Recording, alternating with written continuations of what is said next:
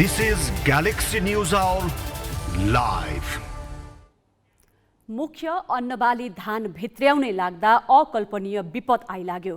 किसानको वर्षभरिको मेहनत बाढीमा मिसियो, मुखैमा पुगेको घाँस खोसियो। देशको कुल गार्हस्थ उत्पादनको चौथाइ हिस्सा ओगट्ने कृषि क्षेत्रको प्रमुख उत्पादनमा धक्का लाग्यो। देशका नीति निर्मातालाई भने केही नभए जस्तो देखिन्छ। जल तथा मौसम विज्ञान विभागले सम्भावित वर्षा र बाढीको पूर्वानुमान गरे पनि त्यो सूचना अन्नदाता किसानसम्म पुर्याउने कष्ट कसैले गरेको देखिएन।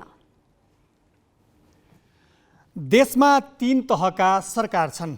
किसानको मतले पार्टी र सरकारको हैसियत बढाउँदै गरेका नेता घर घरै जसो छन्।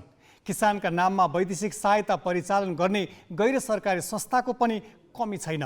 ती कसैले पनि किसानसम्म यो पूर्व सूचना पुर्याउनु पर्छ भन्ने हेक्का नराखेको देखियो। क्षति पुरै रोक्न नसके पनि समयमै यो सूचना पुर्याउन सके केही भए पनि कम गर्न सकिन्थ्यो। ग्यालेक्सी न्यूज आवरमा आज हामी देशभर बाढीले निम्ताएको क्षति र उद्धारका प्रयाससँगै सरकारका 100 दिनको समीक्षा गर्नेछौँ। नेपाली फुटबलका मुख्य प्रशिक्षक अब्दुल्लाह अल्मुताइरी र एन्फा बीचको करार विवादले नयाँ मोड सम्बन्धी विशेष सामग्री पनि हामीसँग हुनेछ।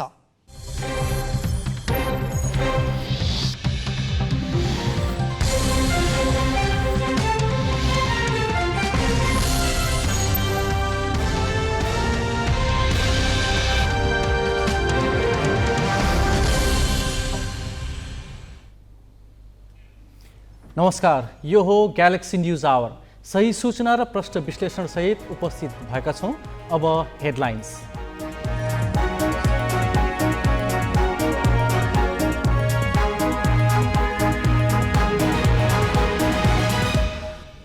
बाढी पहिरोमा परि 3 दिनमा 77 जनाको ज्यान गयो। 35 जना बेपत्ता। 5 थरमा मात्रै मृतकको संख्या 22 पुग्यो।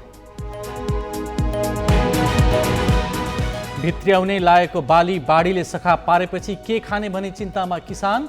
मौसम पूर्वानुमानको सूचना प्रवाहमा लापरवाही गर्दा क्षति उच्च। अलमल र विवादमै बिते देउबा सरकारका 100 दिन। संसदको अवमूल्यन र प्रधान न्यायाधीशसँग सत्तामा भाग बन्डाले चौतर्फी आलोचित। ब्याज दर वृद्धिमा राष्ट्र ब्याङ्कको अङ्कुशको प्रभाव शेयर बजारमा। नेप्से परिसूचक 60.6 अङ्कले बढ्यो। रेनफाले राष्ट्रिय फुटबल टिमका मुख्य प्रशिक्षक अल्मुताइरीसँग 3 महिनाको बीचमा 2 पटक सम्झौता गरेको खुलासा। अल्मुताइरी फेरि नेपाल फर्किने निश्चित।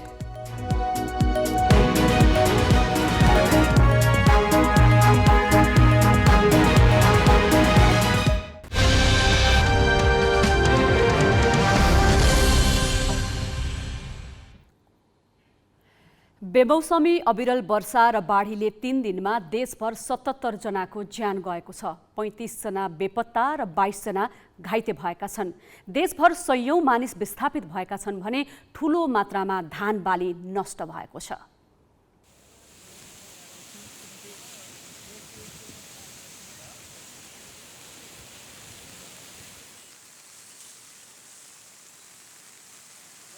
आइतबार नेपालको पश्चिमी भागबाट सुरु भएको वर्षा र बाढीले सबैभन्दा बढी सुदूरपश्चिम र सुदूरपूर्व प्रभावित भएका छन्। बाढी र पहिरोमा परेर प्रदेश 1 मा बुधबारसम्म 50 जनाको मृत्यु भएको छ। 6 जना घाइते भएका छन् भने 7 जना बेपत्ता छन्। 1 नम्बर प्रदेश प्रहरी कार्यालय विराटनगरका प्रवक्ता एसपी नवीनराज राईका अनुसार बाढी पहिरोमा परेर 5 थरमा 22, इलाममा 13, धनकुटामा 6, सुनसरीमा 5, उदयपुरमा 2, मोरङ र भोजपुरमा 1-1 जनाको मृत्यु भएको छ। बेपत्ताको खोजी जारी छ।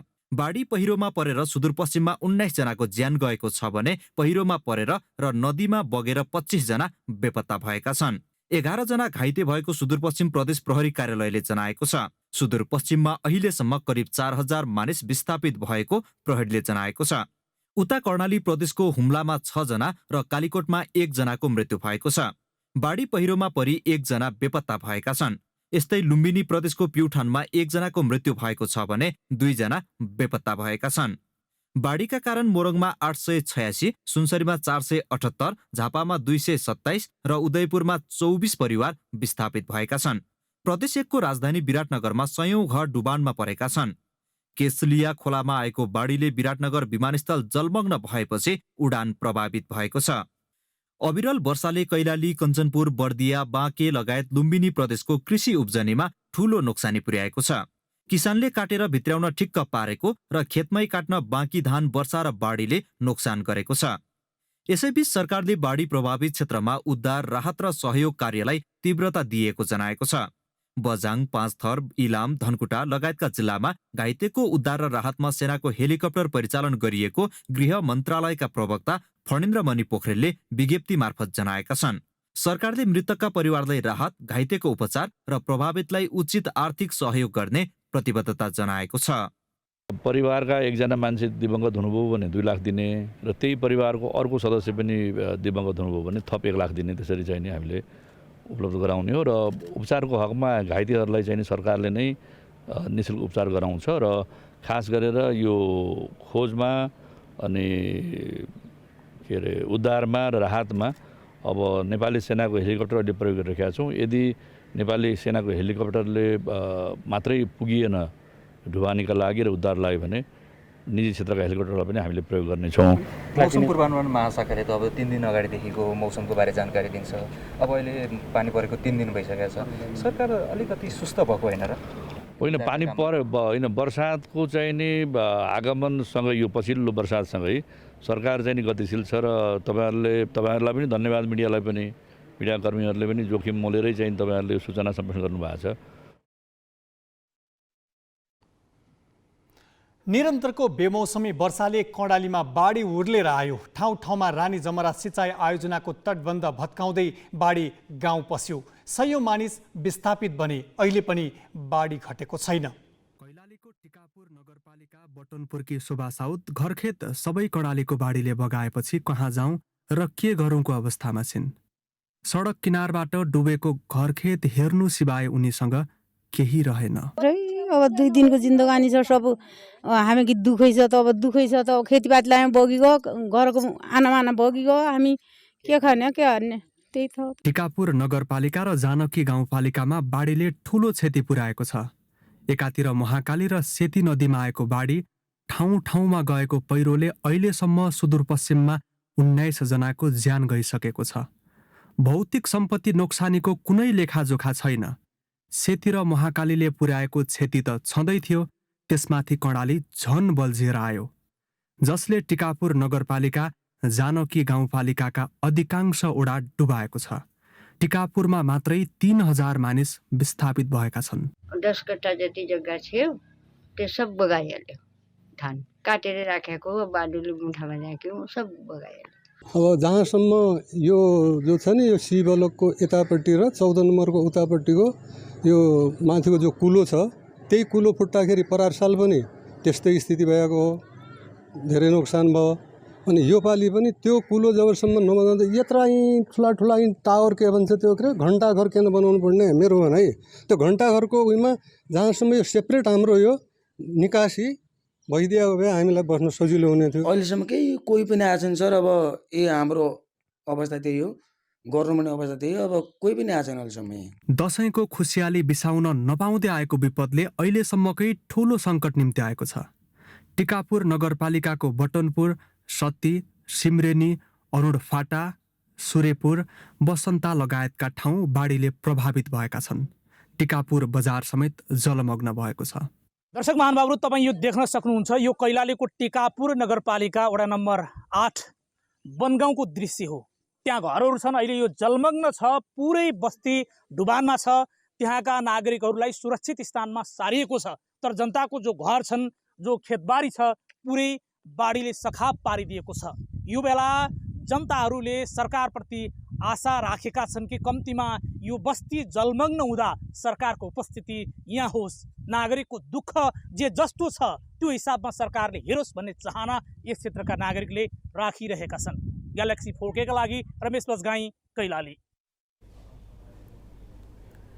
चाडबाड मनाइरहेका नेपालीलाई बेमौसमी बाढीले एकाएक कहर थपिदियो। 3 दिन लगातार परेको वर्षा र बाढीले देशभर जनधनको ठूलो क्षति भयो। यो सँगै वर्ष दिनभरि हातमुख जोड्न मुख्य बाली धान खेतबाटै भलसँग मिसिएर बग्यो। भकारीमा भित्र्याउन ठिक्क पारेका बेला समेट्नै नसकिने गरी बाढी र वर्षाले नोक्सान गरेपछि पूर्वदेखि पश्चिम नेपालका किसानको पेटमा ठूलो वज्र प्रहार भएको छ। 39 खर्ब रुपैयाँ बराबरको कुल गारस्थ उत्पादनमा 1/4 योगदान कृषिले गर्छ। त्यसमध्ये पनि धान बालीले नै 21% ओगट्ने गरेको छ। अहिलेको बेमौसमी विपदले धान बालीलाई नै तहस नहस बनाएपछि किसानको पेटसँगै राष्ट्रिय अर्थतन्त्रमा समेत नराम्रो धक्का पुग्ने भएको छ।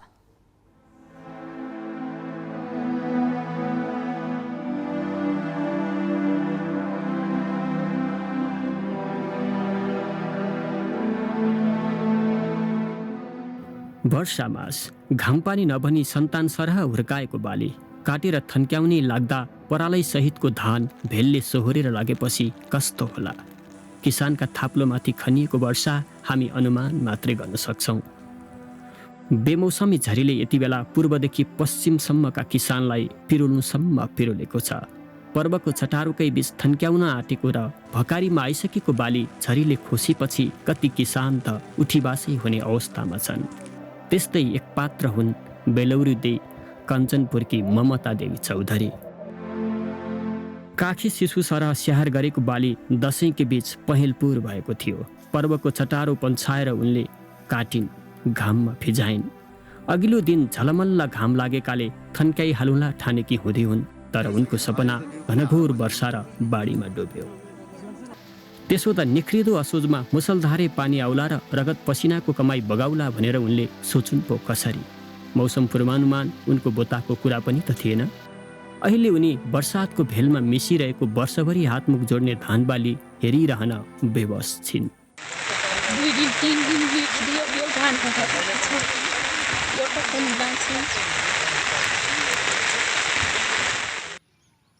सर्लाहीका रामचन्द्र पासवानको पीडा पनि थामिसक्नु छैन। पानीले घरद्वार डुबिसकेको उनको हातमुख जोड्ने एउटै आधार धान नै थियो। त्यही बेचेर वर्षभरिको गर्जो टार्ने सोचेका उनी अहिले विलकबन्दमा छन्। बहुत क्षति भइरहेको छ। देखिए घर दुआर सब दियालन के अखने भैंसी पिटाल नहीं तो निकाल के अभी और कथी जेना किसान सन के की क्षति भेले?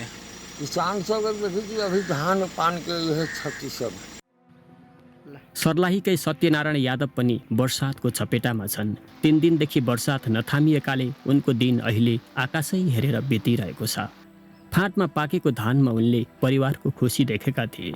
त्यही खुसीमा आफ्नो खुसी पनि, तर त्यो वर्षातले निमोठिदियो। र यो आइतबारदेखि आजसम्मको जुन अविरल वर्षा यो झरीले गर्दा मेरो 2.5 बिघा 2 बिघा 10 कट्ठाको धान काटेको धान यस्तै पानीले जुन उठाउन नसकिने पाकेको धान घर भित्राउने बेलामा जुन जमेर यस्तो पानीले गर्दाखेरि जम्मै जन्मिसकेको छ। यो मेरो पुरै यसपालिको लगानी यो घट्टा हो। यता बाराकी राजकुमारी चौधरीलाई पनि नथामिएको बेमौसमी झरीले छातीभरि पीडा दिएको छ। दशैं छोट्याएर उनले 13 कट्ठा खेतमा दुःखजिलो गरेर लगाएको बाली थन्क्याउन ठिक्क परेकी थिइन्, तर थन्क्याउने बेलामा भेलले छोपिदियो। अहिले फाँटमै झरीले भिजेका धान उम्रन आँटेपछि उनको मन भत्भती पोलिरहेको छ। बरु धान ठाडै भइदिएको भए कम क्षति हुन्थ्यो कि भनेर चुकचुकाइरहेकी छिन्। मान्छेहरू भनिराखेको आइतबारको दिन भन्यो, आइतबारको दिन पानी आउँछ रे। अब त पानी आउँछ त हामी बेलुका सुनेको, अब त त्यो उठाउन सकेन धान। कुन दिन काट्दिनु भयो? म शुक्रबारको। वर्षातका कारण कर्णाली नदीको भगालो सोझिँदा कैलाली टिकापुरका किसान पनि पर्नुसम्म मर्कामा परेका छन्। वर्षभरि खान पुग्ने धान भेलले सोहोरेर लगेपछि उनीहरू हातमुख केले जोड्ने भन्ने चिन्तामा छन्। हमार बाढ़ी पीड़िता जम्मा सब लग गए। अब हम का खाएं, हमारे बाल बच्चे का खाएं? हम अपन घर में एक बूदा तक ना ले गए हैं। हम एक ना बचा पाए। 2-2.5 बीघा खेत रहे, हम कति जम्मा पोहाड़ आ रहे। अब हम का खाएंगे? हमारे तो कति कछू ना रहेगा। हम तो हाथ धोए के बैठ रहे। हम एक बूदा अपन घरे ना ले गए हैं, तो हम का खाएंगे? अब हम कहाँ जाए, कहाँ बैठे, का खाए? हम जी हैं का अपन बच्चन के खवाए हैं? हम तो मरी गए अब से। वर्षा झरी मानवीय काबुका कुरा होइनन्, तर समयमै सूचित गराउन सक्ने हो भने यसको क्षति न्यूनीकरण गर्न सकिन्थ्यो। तीन तहका सरकार कुनै पनि जिम्मेवार नबनिदिँदा किसानको थन्क्याउने लागेको मेहनतको कमाई स्वाहा भएको छ। जिल्ला संवाददाताहरूको सहयोगमा अक्षर काका, ग्यालेक्सी फोके, काठमाडौँ। 65% नेपाली कृषि उत्पादनमा आश्रित छन्। उनीहरूको जीवन कृषि पेसाले धानिएको छ। तर सरकारी निकायबाट मौसम सम्बन्धी ठिक समयमा ठिक सूचना नपाउँदा उनीहरूले हरेक वर्ष ठुलो नोक्सानी बिहोर्नुपर्छ। यस वर्ष पनि त्यस्तै भयो। 3 दिनसम्म पर्न सक्ने झरीबारे समयमै सूचना नपाउँदा खेतमा पहेलपुर भएर पाकेका धान धमाधम काटे, जुन अहिले झरीका कारण खेतमै तौरिएका छन् भने बाली भित्राउने किसानको सपनाले पानीले डुबाइदिएको छ। जल तथा मौसम विज्ञान विभागले असोज 25 गतेदेखि नेपालबाट मनसुन बाहिरिएको घोषणा गर्यो। विभागले मनसुन बाहिरिएको जानकारी दिएको एक साता नबित्दै अर्को सूचना जारी गर्यो, जसमा भनिएको थियो बङ्गालको खाडी र मध्य भारतमा रहेको न्यून चापीय प्रणाली र पश्चिमी वायु प्रणालीको संयुक्त प्रभावका कारण देशभर मौसम बदली भई मेघ गर्जन सहित भारी वर्षा हुन सक्छ। तर विभागले जारी गरेको यो सूचना किसानहरूसम्म समयमै पुग्न भने सकेन, जसको परिणाम 3 दिन अघिदेखि अविरल रूपमा परेको वर्षाका कारण किसानले ठूलो क्षति सहनु पर्यो। जल तथा मौसम विज्ञान विभागले केही हदसम्म यस्तो खालको विषम वर्षा हुने सम्भावना देशभरि छ भनेर भनेको अवस्था थियो हैन विगत केही दिनमा। तर त्यो सूचनालाई स्थानीय तहसम्म र त्यसलाई अझ ट्रान्सलेट गरेर किसानसम्म पुर्याउने हाम्रो संयन्त्रमा चाहिँ हामी चुक्यौं जस्तो लाग्छ। मौसम विभागले एक साता अघि नै सम्भावित मौसमबारे जानकारी दिन्छ। विभागबाट पाएको जानकारी 753 वटै स्थानीय सरकारसम्म पुर्याउने काम राष्ट्रिय कृषि वातावरण अनुसन्धान केन्द्रको हो। केन्द्र आफूले पाएको जानकारी स्थानीय तहसम्म पुर्याउने गरेको दावी मात्र गर्दैन, नागरिकसम्म प्रभावकारी रूपमा खबर नपुग्नुको दोष स्थानीय तहलाई दिन्छ। र हामीले निर्माण गरेको सूचना चाहिँ प्रभावकारी रूपमा चाहिँ किसानहरूकोमा नपुगेको जस्तो हामीलाई पनि अनुभव भएको छ र यसमा सबै स्टेक होल्डरहरू, सबै सरकारवालाहरू चाहिँ यसमा चाहिँ लागेर किसानहरूको त्यो सूचनालाई समयमा पुर्याउने र क्षतिलाई चाहिँ न्यूनीकरण गर्नेतर्फ चाहिँ हामी सबैले पहल गर्नुपर्छ भन्ने लाग्छ। राजनीतिज्ञ, सरकारी निकाय तथा जनप्रतिनिधिहरूले आफू उम्किन अर्कोलाई दोष लगाउने परिपाटी नौलो होइन। देश संघीयतामा गएको 6 वर्ष भइसक्यो। अहिले गाउँ गाउँमा सिंहदरबार छन् भन्दै राजनीतिज्ञ तथा जनप्रतिनिधिहरू भाषण गर्छन्। किसानका अन्य सुविधा त परकै कुरा, मौसम जस्तो संवेदनशील विषयको सूचना पनि समयमै दिन नसक्दा यो 3 दिनमा किसानले वर्ष दिनको मेहनत बगाउनु परेको छ। उनीहरू यति बेला भोकमरीको चिन्तामा छन्। क्यामेरामा साधुराम लामिछानेका साथमा कमल विष्ट, ग्यालेक्सी फोके, काठमाडौँ। प्राकृतिक विपद पूर्ण रूपमा रोक्न नसकिएला तर विपदको क्षति कम गर्न सकिन्छ। त्यसका निम्ति जोखिम क्षेत्रमा प्रभावकारी सूचना सम्प्रेषण गर्नुपर्छ। यसको प्रमुख दायित्व सरकारकै हो। यो प्रसङ्ग अहिलेलाई यति नै। अब ब्रेकपछि देउबा सरकारका 100 दिनको समीक्षा र सरकारका कामप्रति 7 प्रदेशको जनमत लिएर आउनेछौँ। अब केही न्यूज संक्षेपमा। सरकारले बाढी पहिरोमा परि मृत्यु हुनेका परिवारलाई 2 लाख रुपियाँका दरले राहत दिने निर्णय गरेको छ। आज सिंहदरबारमा बसेको मन्त्री परिषदको बैठकले प्रति मृतक 2 लाख रुपियाँका दरले पीडित परिवारलाई राहत दिने निर्णय गरेको हो। एउटै परिवारमा 2 वा सोभन्दा बढीको मृत्यु भएको अवस्थामा भने प्रति मृतक 1 लाख रुपियाँका दरले राहत दिने निर्णय मन्त्री परिषदले गरेको छ। यस्तै बाढी पहिरोले आवास, अन्नबाली वा पसल व्यवसाय गुमाउने मध्ये 5 जनाको परिवारलाई 15,000 र त्यसभन्दा बढीको परिवारलाई 20,000 रुपियाँका दरले राहत दिने निर्णय सरकारले गरेको छ। बाढी पहिरो प्रभावित क्षेत्रमा रोग फैलिन नदिन आवश्यक व्यवस्थापन गर्ने तथा उद्धारका लागि आवश्यक जनशक्ति परिचालन गर्ने निर्णय पनि सरकारले गरेको छ। यसपालिको बडा दशैं आज सकिएको छ। विजयादशमीको दिन महिषासुर दैत्यको प्रतीकका रूपमा राँगालाई भक्तपुरको नवदुर्गा मन्दिरबाट लखेट्दै ब्रह्मायणी मन्दिर लगेर वध गरी जम्मा गरिएको रगत आज नवदुर्गा देवगणलाई चढाएपछि दशैं सकिएको हो। दशैंको अन्तिम दिन कोजाग्रत पूर्णिमाको अवसरमा आज राष्ट्रपति विद्यादेवी भण्डारीले नवदुर्गा मन्दिरमा सरिक भई नवदुर्गा भवानीको पूजा अर्चना गरी टीका ग्रहण गरेकी छन्। उनले राष्ट्रप्रमुखका रूपमा टीका र प्रसाद ग्रहण गरेकी हुन्। उनले नवदुर्गा देवगणका मूर्ति अवलोकन गरी दर्शन गरेकी थिइन्। नवदुर्गाका 28 जना देवगण पुजारी तथा तलेजुका मूल नाइकेलाई राष्ट्रपतिले जनै 1500 रुपियाँ दक्षिणा दिएकी थिइन्। प्रधानमन्त्री शेरबहादुर देउवाले एमसीसी सम्झौता सुधारका लागि अमेरिका तयार रहेको बताएका छन्। एमसीसी सम्झौता संसदमा दर्ता भएको 27 महिनादेखि दलहरू बीचको विवादका कारण अनुमोदनका लागि बैठकमा पेश नै हुन नसकेको अवस्थामा प्रधानमन्त्री देउवाले अमेरिकी सम्झौता सुधारका लागि तयार रहेको बताएका हुन्। अमेरिकाले भने यसअघि नै सम्झौता संशोधन नहुने प्रश्न गरिसकेको छ। देउवाले सरकारी मुखपत्र गोरखापत्रलाई दिएको अन्तर्वार्तामा एमसीसी नेपालको हितमा भएको अनुमोदन गर्नुपर्ने बताएका छन्। केही तत्त्वले एमसीसीको नाममा बखेडा गर्न खोजेको उनको आरोप छ। उनले केही तत्त्व भनेका को हुन् भन्ने चाहिँ प्रश्न पारेका छैनन्। नेकपा एमालेका अध्यक्ष केपी शर्मा ओलीले सरकार आलोचना गर्न पनि लायक नरहेको बताएका छन्। एमाले अध्यक्ष ओलीले आज पार्टीको बागमती प्रदेश अधिवेशन आयोजक कमिटीको प्रथम बैठक उद्घाटन गर्दै एकपछि अर्को विवादित निर्णयका कारण सरकार टिप्पणी गर्न पनि लायक नरहेको बताएका हुन्। उनले एमालेले चाहे सरकार एक साताभित्र ढल्ने दावी गरे। एमाले अहिले सरकारमा जाने भन्दा पनि निर्वाचनको पक्षमा रहेकाले सरकार ढाल्नतिर नलाग्ने बताए। उनले सरकार कामभन्दा पनि साँठगाँठमा मात्र केन्द्रित रहेको आरोप लगाए। साँठगाँठकै कारण सरकारमा नमस्कार भन्न पनि लाज मान्नुपर्ने व्यक्ति मन्त्री भएको उनको भनाइ छ। नेकपा एमालेले स्थायी कमिटी बैठक बोलाएको छ। एमालेले भोलि दिउँसो 3 बजे ललितपुरको च्यासौरी स्थित तुलसीलाल स्मृति भवनमा बैठक बोलाएको हो। विधान महाधिवेशनको समीक्षा तथा वडा र पालिका अधिवेशन बैठकका मुख्य एजेन्डा रहेको पार्टी कार्यालय सचिव शेरबहादुर तामाङले जानकारी दिए। मङ्सिर 10 देखि 12 सम्मका लागि तय 10औं राष्ट्रिय महाधिवेशन र वर्षाका कारण भएको धनजनको क्षतिका विषयमा पनि छलफल हुने भनिएको छ।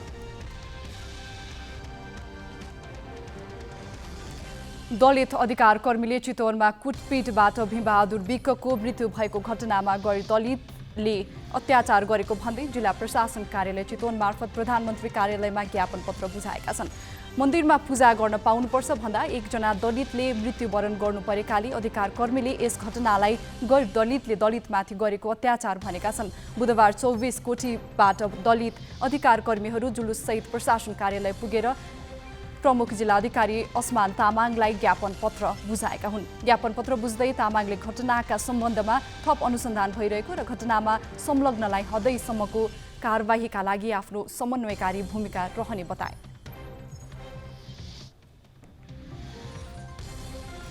कांग्रेस नेतृत्वको गठबन्धनले संविधानको सीमा मिचेको र संसदको अवमूल्यन गरेको मुख्य आरोप लगाएर उनले सरकारलाई विस्थापित गरेको थियो।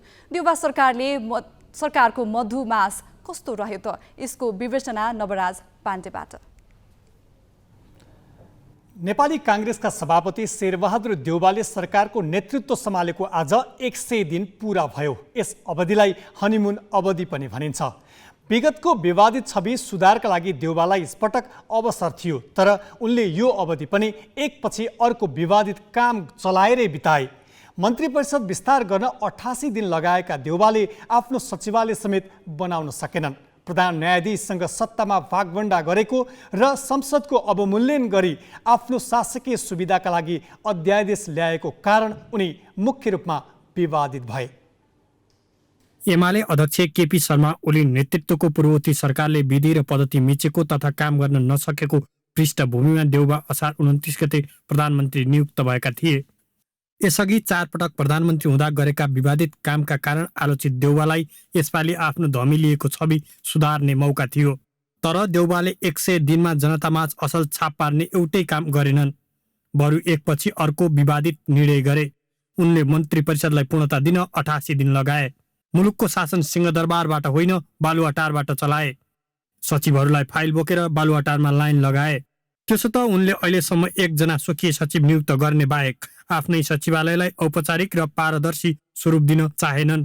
त्यसैले अदृश्य र सरकारले नचिन्ने व्यक्तिको इसारामा काम गरेको आरोप देउवाले खेपिरहेका छन्। त्योभन्दा बढी उनी संसदको अधिवेशन अन्त्य गरी अध्यादेश ल्याएर विवादित भए। उनले साउन 32 गते संसद अधिवेशन अन्त्य गरी भोलिपल्ट राजनीतिक दल विभाजन गर्न सजिलो हुने अध्यादेश ल्याए। त्यही अध्यादेशका कारण एमाले र जसपा फुटे। आफूलाई सरकारको नेतृत्वमा पुर्याउनका लागि भूमिका खेलेका माधव नेपाललाई गुण तिर्न उनले संविधान र ऐनको मर्म विपरीत अध्यादेश ल्याएका हुन्। जबकि यसअघि ओली सरकारले ल्याएका अध्यादेशकै विरोध गरेर उनी सत्तामा पुगेका थिए। पार्टी फुट्याउने उद्देश्य पूरा भएपछि असोज 11 अध्यादेश फिर्ता लिए। जबकि सर्वोच्च अदालतले नै शासकीय सुविधाका निम्ति अध्यादेश ल्याउन नपाइने नजिर नै बनाएको छ।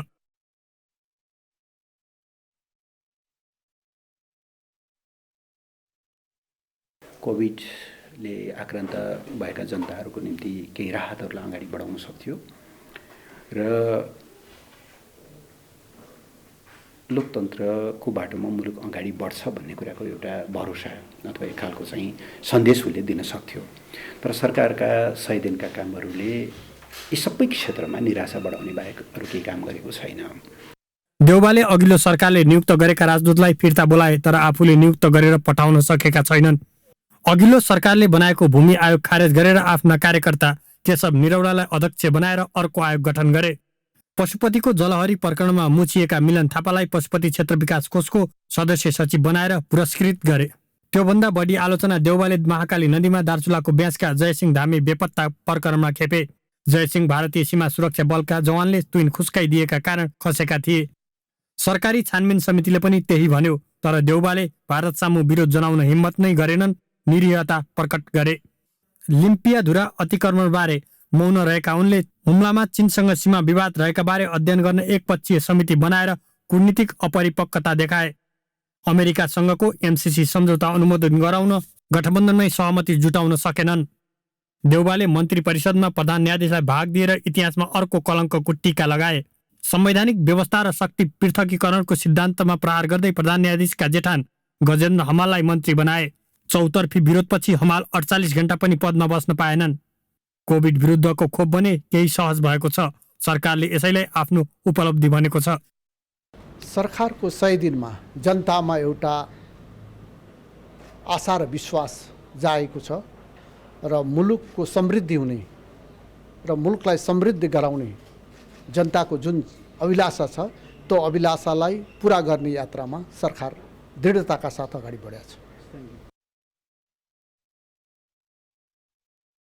महामारी र बेरोजगारीले थलिएको जनजीवनलाई तत्काल राहत दिन देउबा सरकारले कुनै प्रयास नै गरेन। बजेट सटडाउन र त्यसपछिको अलमलका कारण विकास निर्माणका काम ठप्प पराएछन्। 100 दिनको कामको आधारमा भन्दा देउबाले सफलताभन्दा बढी अक्षमता र विवादकै पगरी गुथेको देखिन्छ। क्यामेरामा अजय हाकाजुका साथ अङ्गराज नेउपाने, ग्यालेक्सी फोके, काठमाडौँ। यसैबीच 7 प्रदेशमा हामीले सोधेका छौँ, देउबा सरकारका 100 दिनलाई तपाईँले कसरी मूल्याङ्कन गर्नु भएको छ? कायम हुनुपर्ने, देशमा रोजगारीको अवस्था सिर्जना गर्नुपर्ने, भ्रष्टाचार न्यूनीकरण गर्नुपर्ने, अनि सबै यो कर्मचारी छनौटहरू भयो कुनै पनि ठाउँमा निष्पक्ष हुनुपर्ने, त्यस्तो छैन। सरकारको 100 दिन भनेको जुन जनताले आशा गरेको कोरोना भ्याक्सिन चाहिँ पुरा भएको छ र अरू समय चाहिँ गठबन्धनमा बितिसकेको छ भने र अबको आश भनेको हाम्रो चाहिँ सरकारले समयमा चुनाव गरिदिए हुन्थ्यो, हाम्रो यही अपेक्षा छ। हामी आम नागरिकहरू चाहिँ पहिल्यै अब यो 2/3 सरकारबाट एकदम वाक्क भएका थियौँ र यो नयाँ सरकारप्रति चाहिँ एकदमै हाम्रो अपेक्षा बढेको थियो र त्यो अनुरूप चाहिँ उहाँहरूले खासै जुन गर्नुपर्ने काम छ, जुन आम नागरिकलाई अपेक्षा थियो त्यो अनुसारको चाहिँ काम भइरहेको चाहिँ छैन। खोइ खासै उपलब्धि भए जस्तो त लाग्दैन होइन। अब हामी जनताहरूको पीडा त्यस्तै छ, सबै त्यस्तै छ, केही खासै परिवर्तन आए जस्तो चाहिँ लागिरहेको छैन मलाई। देशको बारेमा सोध्ने, देशले केही गर्नुपर्छ, उकास्नुपर्छ, विकास गर्नुपर्छ भन्ने कसैको पनि ध्यान छैन। सबै आफै खाउँ आफै लाउँ, त्यही कारणले गर्दाखेरि हो। आफ्नो कार्यकर्ता पाल्ने, आगामी चुनावको लागि पैसा एकत्रित पार्ने र यो एमसीसी पास गर्ने भन्दा अरू केही देखेकै छैनन् जस्तो लाग्यो। यो सरकारको 100 दिनमा चाहिँ त्यति सोचे अनुसारको काम चाहिँ भएको छैन। तर 100 दिनमै चाहिँ मूल्याङ्कन चाहिँ नगरौँ। जुन पारमानसिकतामा केपी ओलीले हिँडिराखेका थिए ठ्याक्कै त्यस्तै, हालाकि उत्तेजित त्यति त छैन, तर विकासमूलक जनप्रतिनिधित्वमूलक छ भनेर जुन सहानुभूति हुनुपर्ने ठाउँमा त्यो अहिलेसम्म भएको छैन। सरकारले खासै अझै धेरै कामहरू गर्न बाँकी छन्। भर्खर मन्त्री परिषद विस्तार भएको छ, अझै राम्रो काम गर्ला भन्ने आशा छ। संविधानका सीमा र संसदीय मर्यादा भित्र रहेर यो सरकारले पनि बाचा बमोजिमका काम गर्न नसक्ने हो भने फेरि पनि जनताका भागमा निराशा मात्र पर्नेछ। त्यस्तो अवस्थामा कुन नाक लिएर जनतासँग भोट माग्न जाने भन्ने पनि हेक्का होस्। अब केही न्यूज संक्षेपमा। कोरोना भाइरस संक्रमणका कारण आज 13 जनाको मृत्यु भएको छ। यस्तै 535 संक्रमित थपिएका छन्। 7022 जनाको PCR परीक्षण गर्दा 7.5% कोभिड देखिएको हो। यस्तै एन्टिजेन परीक्षणमा 127 जनामा संक्रमण देखिएको छ। आज काठमाडौँमा मात्र 192 संक्रमित थपिएका छन्। 758 जना कोरोना मुक्त भएको स्वास्थ्य मन्त्रालयले जनाएको छ। कोभिडका 11,500 सक्रिय संक्रमित मध्ये 276 जना आइसियु र 104 जना भेन्टिलेटरमा उपचाररत छन्। जनता समाजवादी पार्टी कार्यालय पर्साले 43 महिनादेखि घर भाडा नतिरेको भन्दै घरधनीले जिल्ला प्रशासन कार्यालयमा निवेदन दिएका छन्। 3 वर्षदेखि विभिन्न नेता कार्यकर्ता कहाँ धाउँदा पनि केही सिप नलागेपछि बाध्य भएर 43 महिनाको घर भाडा तिराइदिन र घर खाली गराइदिन घरबेटी बैजनाथ शाहले जिल्ला प्रशासन कार्यालय पर्सामा निवेदन दिएका हुन्। वीरगञ्जको मुरली स्थित सुरेश आयलको छेउमा मेन रोडसँगै रहेको शाहको घरमा जसपा पर्साको पार्टी कार्यालय छ। 2077 सालको पद्मश्री साहित्य पुरस्कार केशव दाहालको उपन्यास मोक्षभूमिलाई प्रदान गरिएको छ। यस्तै पद्मश्री साधना सम्मानबाट गायक तथा सङ्गीतकार भक्तराज आचार्य सम्मानित भएका छन्। राजधानीमा आयोजित समारोहमा खेमलाल हरिकला लामिछाने समाज कल्याण प्रतिष्ठानका अध्यक्ष जीवा लामिछानेले दुवै स्रष्टालाई पुरस्कार तथा सम्मान प्रदान गरेका हुन्। दुवै पुरस्कारको राशि 3-3 लाख रुपियाँ रहेको छ। वर्षभरि प्रकाशनमा आएका पुस्तकमध्ये प्रतिष्ठानको छनौटमा परेको कृतिलाई पद्मश्री साहित्य सम्मान प्रदान गरिन्छ। मोक्षभूमि उपन्यासमा खस साम्राज्यको सिन्जामा रहेका दासहरूको मुक्ति सम्बन्धी विषयमा केन्द्रित छ। पद्मश्री साधना सम्मान प्राप्त आचार्यले 400 भन्दा बढी गीतमा आवाज र सङ्गीत भरेका छन्। 2 दिनमा करिब 150 अङ्कको गिरावट आएको शेयर बजारमा आज 60.6 अङ्कको सुधार आएको छ। आज 13 वटै समूहले परिसूचक बढाएर 2571.66 अङ्कमा पुर्याएका हुन्। नेपाल राष्ट्र बैङ्कले ब्याज दर अघिल्लो महिनाको भन्दा बढीमा 10% मात्र बढाउन निर्देशन दिएको प्रभाव आज शेयर बजारमा परेको हो। बैङ्कहरूले कार्तिक 1 देखि लागू हुने गरी निक्षेपको ब्याज दर 11.5% सम्म पुर्याएपछि कर्जाको ब्याज दर आकाशिने डरमा 2 दिनमा शेयर बजारमा 147 अङ्कको गिरावट आएको थियो। आज वित्त समूहको परिसूचक सबैभन्दा धेरै 5.8%ले बढेको छ। आज 179 कम्पनीका लगानीकर्ताले कमाएका छन्। 5 कम्पनीको शेयर मूल्य सर्किट लागेर अर्थात् 10%ले बढेको छ। 61,01,000 किता शेयर 2 अर्ब 67 करोड 90 लाख रुपैयाँमा किनबेच भएको छ।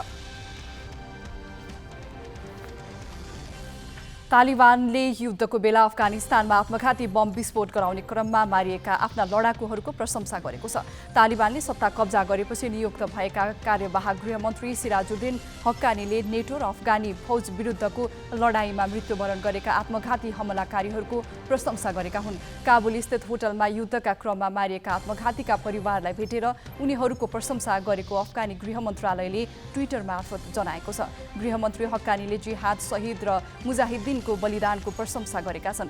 अमेरिकाले सिराजुद्दिन हक्कानीको टाउकोमा 1 करोड अमेरिकी डलरको इनाम घोषणा गर्दै उनलाई आतंकवादीको सूचीमा राखेको थियो। अमेरिकाको संघीय जाँच ब्युरोले सन् 2008 मा काबुल स्थित होटलमा भएको हमलामा हक्कानीको हात रहेको भन्दै उनलाई फरार अभियुक्तको सूचीमा राखेको छ।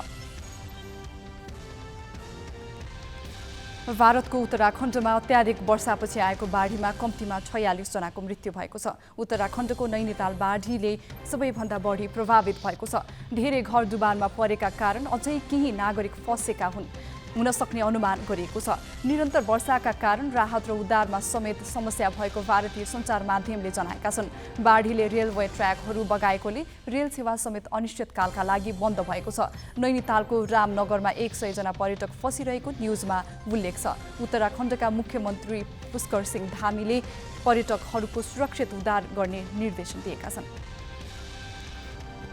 कुनै जल्दा बल्दा विषयलाई पन्छाउनु छ भने एउटा समिति बनाइदिने परम्परा नै बसेको छ। नेकपा एमाले भित्रको शक्ति सङ्घर्षमा पनि विवादलाई पर धकेल्ने एउटा रणनीतिक औजार बनेको छ कार्यदल। यो प्रसङ्ग साजना तामाङबाट। पार्टी अध्यक्ष केपी शर्मा ओलीको कार्यशैलीको विरोध गर्दै आएका माधव नेपाल नयाँ पार्टीमा लागे पनि एमाले भित्र अन्तरसङ्घर्ष सकिएको छैन। कार्यदल नै बनाएर गरिएको 10 बुँदे सहमति कार्यान्वयन नभएको विषयले एमाले भित्र असन्तुष्टि बढ्दै गएको छ। 10 बुँदेलाई पार्टी एकताको आधारशिला मानेका नेताहरूले असन्तुष्टि पोखिरहेको पनि ओलीले सहमति कार्यान्वयन गरेका छैनन्। उनले पहल कदमी लिने भन्दा कार्यदलमाथि कार्यदल बनाएर अल्झिरहेका छन्। यस अवस्थामा कार्तिक 6 र 9 गतेका लागि तय पार्टीको अधिवेशन कुन रूपमा हुन्छ भन्ने चासो एमाले पंक्तिमा छ। पार्टीभित्रको अन्तर्विरोध समाधानका लागि भन्दै एमालेमा जेठ 2 गते 10 सदस्यीय कार्यदल बनेको थियो, जसमा अध्यक्ष ओली पक्षबाट सुभाष नेमुवाङ संयोजक थिए भने असन्तुष्ट पक्षबाट भीम रावल। त्यो कार्यदलमा निकै माथापच्ची बीच असार 27 गते राति 10 बजे 10 बुँदे सहमति भयो। त्यो सहमतिलाई आधार मानेर माधव नेपाललाई पार्टी फुटाउने तहसम्म पुर्याएका रावल लगायत दोस्रो तहका सबैजसो नेता एमालेमै रहे, तर उनीहरू सन्तुष्ट छैनन्।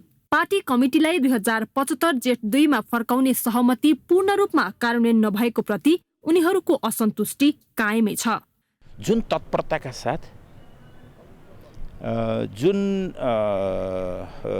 जुन एक हिसाबले भन्दाखेरि प्रतिबद्धताका साथ 10 बुँदे फटाफट लागू हुन्छ भन्ने सोचेका थियौँ, त्यसरी लागू भएको छैन। त्यो चाहिँ साँचो हो, किनभने त्यतिखेर त्यो 10 बुँदे गर्दाखेरि हामी सबैले गरेको जुन सङ्कल्प छ, खाएको कसम छ, त्यो कसम अलि फरक थियो।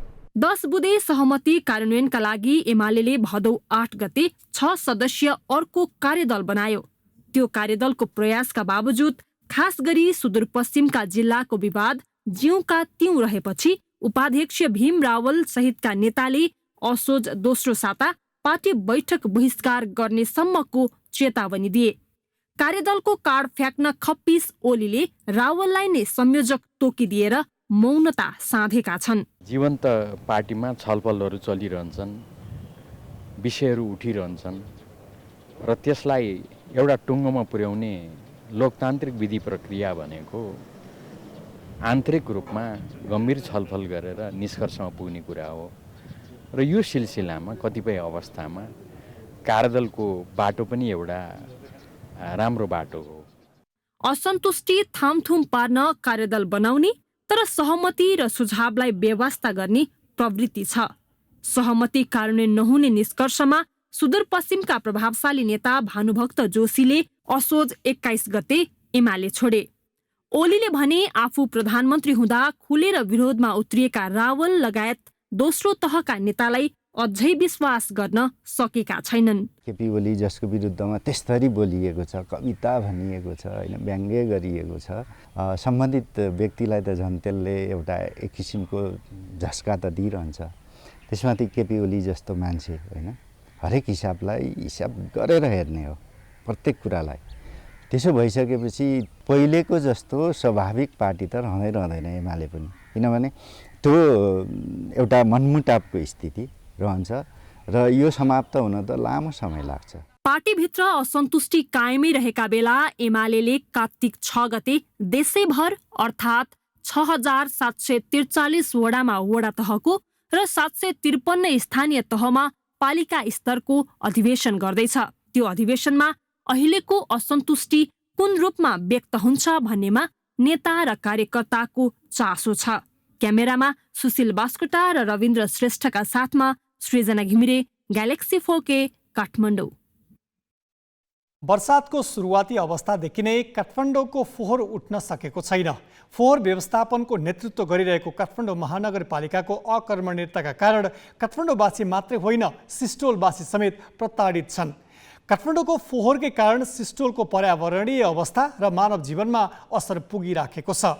ओखर पौवा क्षेत्र त फोहोरको कारखाना तुल्य बन्न थालेको आभास पनि हुन थालेको छ।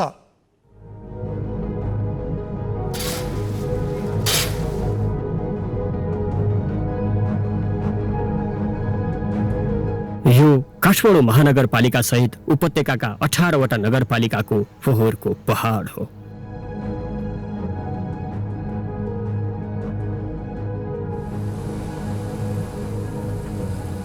काठमाडौँको फोहोर थुपार्नु अघि यो सुन्दर उपत्यका थियो। पुछारमा कलकल बग्ने कोल्पु खोला, विशाल चरण क्षेत्र र स्वच्छ हावा उखरपौवाको विशेषता थियो। फोहोरका कन्टेनरबाट विकास खस्छ भन्ने आशा बनायो। त्यही लोभले नाकै मुनि फोहोरको पर्वत खडा गर्न दिएपछि उखरपौवाको अवस्था यस्तो भयो।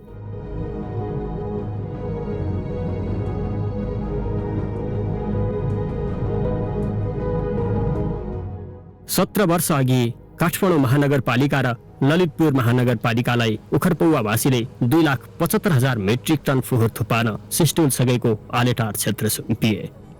त्यसबेला काठमाडौँ महानगरपालिकामा दैनिक पुग नपुग 100 टन जति मात्रै फोहोर उत्सर्जन हुन्थ्यो। भ्याली एक नाम दिएको आलेटार क्षेत्रमा दुर्गन्ध रहित सेमी एरोबिक ल्यान्डफिल साइट बनाएर फोहोर व्यवस्थापन गर्ने अनुमति थियो। पुग नपुग 2 वर्षलाई भनेर लिएको सिस्टोल क्षेत्रलाई 17 वर्ष भोग चलन गरेर फोहोरको टापु मात्रै उभ्याएनन्, काउछो पनि थमाइदिए। यो ठाउँमा चाहिँ नि यो हाम्रो स्वच्छ हाराबार भएको ठाउँमा यो फोहोर राख्न 1, 2, 3 हुँदैन पनि भने मैले यो भाडा तपाईँको दिएर हुँदैन। सरकारले फोहोर थालेर मात्रै विकास हुने होइन नि त, तपाईँको रुकुम रोल्पातिर नि त विकास भइरहेको छ नि। 17 वर्ष अघि सिस्टोल क्षेत्रमा जापानी अन्तर्राष्ट्रिय सहयोग नियोग जाइकाले फोहोर कुहिएर बग्ने विषाक्त रसायन लिचेड व्यवस्थापनको पोखरी सहितको ल्यान्डफिल साइट परिकल्पना गरेको थियो।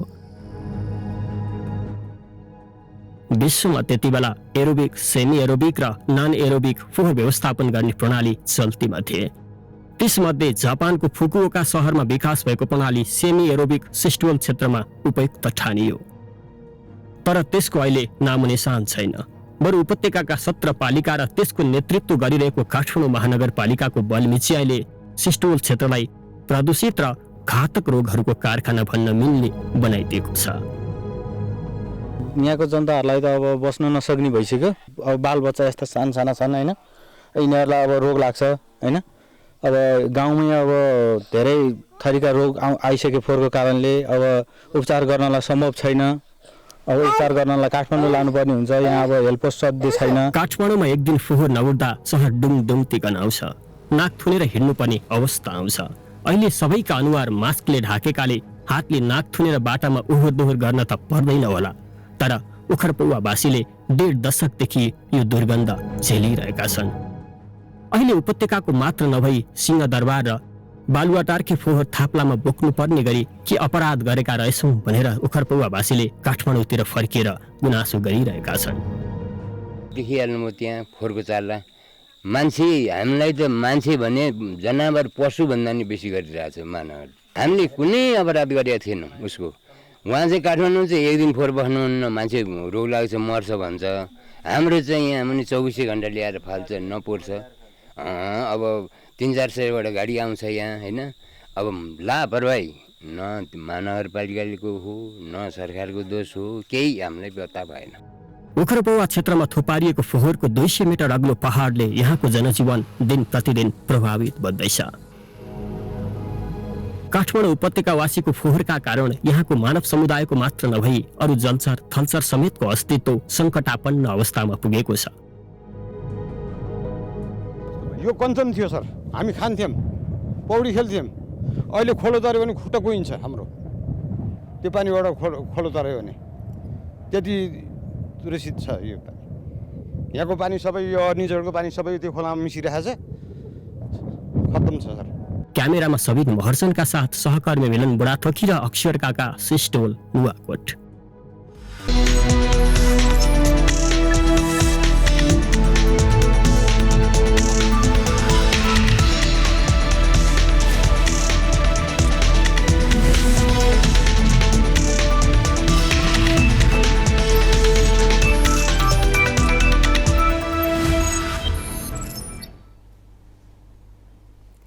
नेपाली राष्ट्रिय फुटबल टोलीका प्रमुख प्रशिक्षक अब्दुल्लाह अल मुताइरी पटक पटक चर्चामा आए। 7 महिनाको अवधिमा 3 पटक त उनले राजीनामा दिने घुर्की नै लगाए। अब्दुल्लाहले टिम सम्हालेपछि नेपाली टिमले राम्रो प्रदर्शन गरे पनि उनको कार्यशैली भने विवादरहित बन्न सकेन।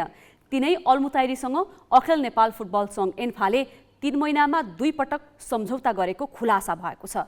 पारदर्शिताको नारा जपिरहने एन्फाले गुपचुप राखेको यो प्रसङ्गबारे एक रिपोर्ट।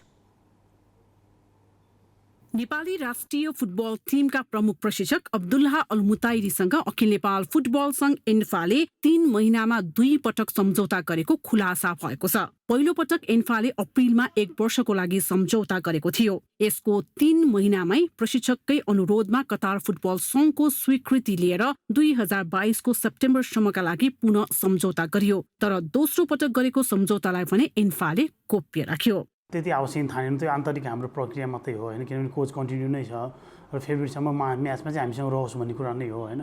अब त्यति हामीले चाहिँ यसलाई मिडियामा दिइहाल्नु अब त्यति इम्पोर्टेन्ट चाहिँ ठानेनौँ होइन, किनभनेदेखि अब उहाँले अब रिक्वेस्ट गर्नुभयो, हामीले चाहिँ गऱ्यौँ होइन।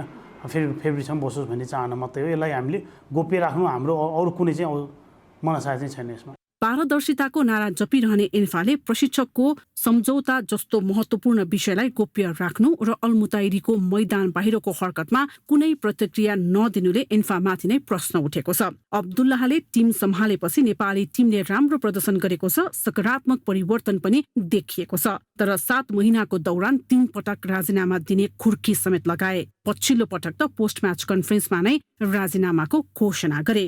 Press conference for me in Nepal I say 3 things.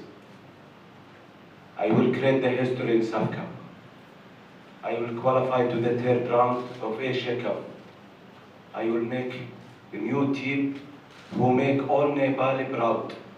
Today we don't make Nepali proud. All South region proud of our team as the other teams. And the final game, it will be my last match with Nepal national team. I will never back to Nepal after the match. तर यो आक्रोशपूर्ण प्रतिक्रियापछि पनि उनी नेपाल आउने पक्का भएको छ। उनलाई मनाउनका लागि एन्फा अध्यक्ष कर्मा छिरिङ शेर्पा कतारमै छन् र सामाजिक सञ्जाल मार्फत अब्दुल्लाह नेपाली टिमसँगै रहने आशयको सन्देश दिएका छन्, जसलाई एन्फा महासचिव इन्द्रमान तुलाधरले पनि पुष्टि गरेका छन्। हामी जान साथै अध्यक्ष म चाहिँ बस्यौँ कोचसँग होइन, अनि तिमीले दिएको यो राजीनामा चाहिँ यस्तो छ होइन, यसले चाहिँ अब हाम्रो कन्ट्याक्ट अनुसार चाहिँ मिल्दैन भनेपछि उहाँले फर्गेट दिस भन्यो होइन। अब म नेपाल नै फर्किन्छु भन्ने कुरा भन्नुभएको हुँदाखेरि चाहिँ नि त्यो राजीनामाको प्रक्रिया चाहिँ अगाडि बढेको छैन होइन, किनभने अब हाम्रो 22 को मार्च 31सम्म त उहाँसँग कन्ट्याक्ट नै बाँकी छ हाम्रो। त्यसैले म चाहिँ नेपाल आउँछु भन्नुभएको छ उहाँले। अल्मुताइरीसँग 11 महिना लामो सम्झौता अझै बाँकी छ, तर उनी बेला बेला राजीनामाको घोषणा गरिरहन्छन्। एन्फा भने प्रत्येक पटक उनलाई फकाइरहन्छ।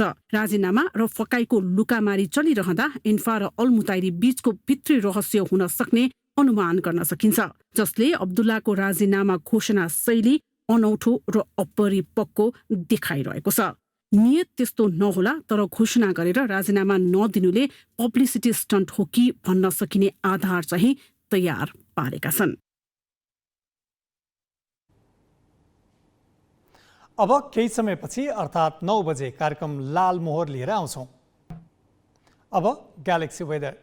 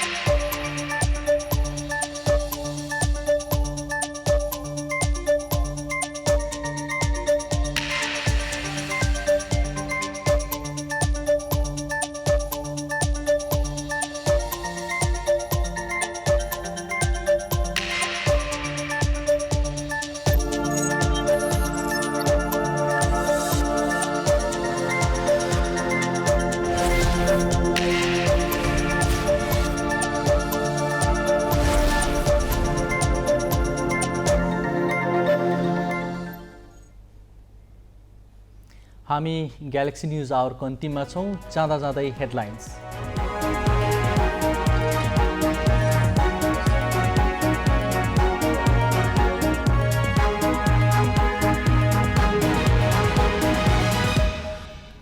बाढी पहिरोमा परे 3 दिनमा 77 जनाको ज्यान गयो, 35 जना बेपत्ता। 5 थरमा मात्रै मृतकको संख्या 22 पुग्यो। भित्र्याउने लागेको बाली बाढीले सखा पारेपछि के खाने भनी चिन्तामा किसान। मौसम पूर्वानुमानको सूचना प्रभावमा लापरवाही गर्दा क्षति उच्च।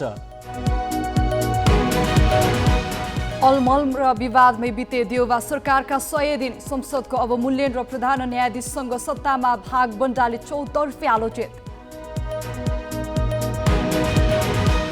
ब्याज दर वृद्धिमा राष्ट्र ब्याङ्कको अङ्कुशको प्रभाव शेयर बजारमा। नेप्से परिसूचक 60.6 अङ्कले बढ्यो।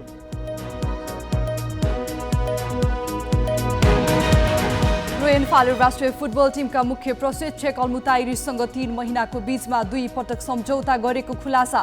अल्मुताइरी फेरि नेपाल फर्किने निश्चित।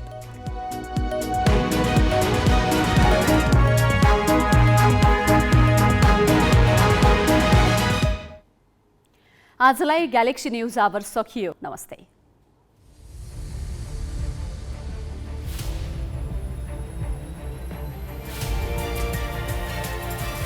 This is Galaxy News Hour Live.